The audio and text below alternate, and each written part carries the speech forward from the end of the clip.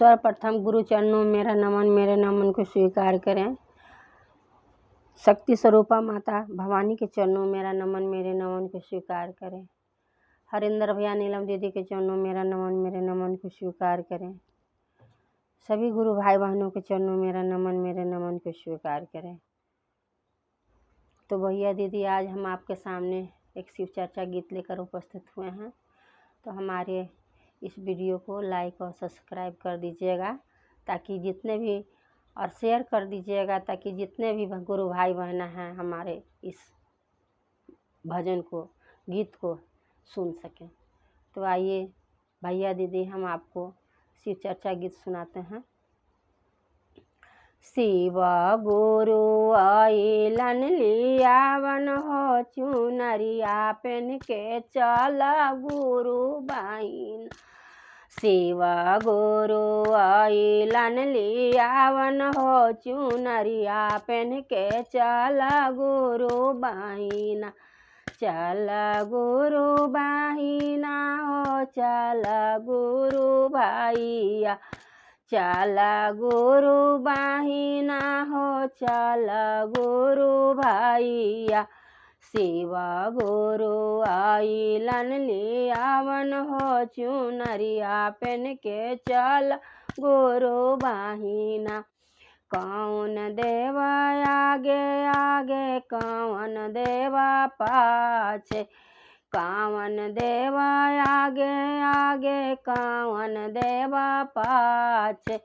कौन देवा डोलिया के साथ हो चुनरिया पेन के चल गुरु बहिना।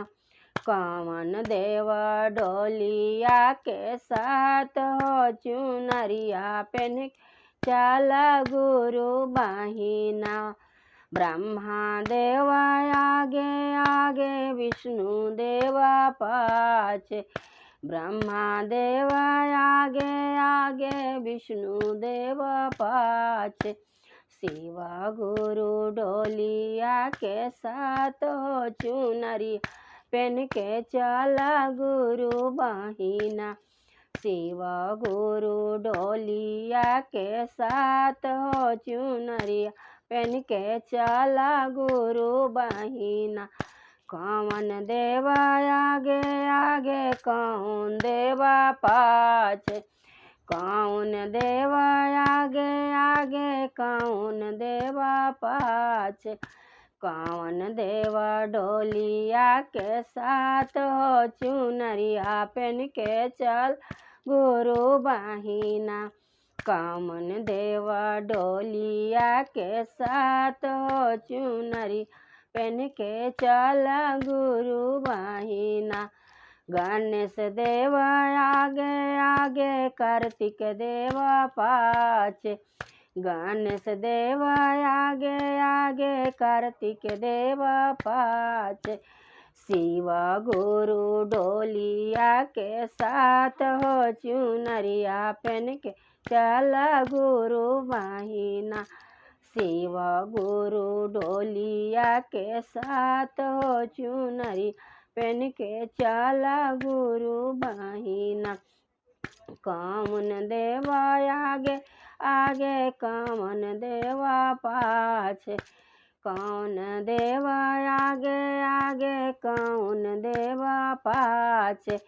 कौन देवा डोलिया के साथ हो चुनरिया पेन के चल गुरु बहिना। कौन देवा डोलिया के साथ हो चुनरिया पेन चल गुरु बहिना। मई सरस्वती देव आगे आगे, लक्ष्मी देव पाछे। शिव गुरु डोलिया के साथ हो चुनरी पेन के चल गुरु बहिना। शिव गुरु डोलिया के साथ हो चुनरी पेन के चल गुरु बहिना। हरेंदर भैया देलन तीन गो सुतरावा, तीन सूत्र करबो पालनवा हो चुनरी पेन के चल गुरु बहिना। पहिला में दाया मांगब, दूसरा में चर्चा, तीसरा में नमः शिवाय परनमिया हो चुनरिया पेन के चल गुरु बहिना। शिव गुरु आइलन लियावन हो चुनरी पेन के चला गुरु बहिना। हर हर महादेव। मैया गौरी पार्वती की जय।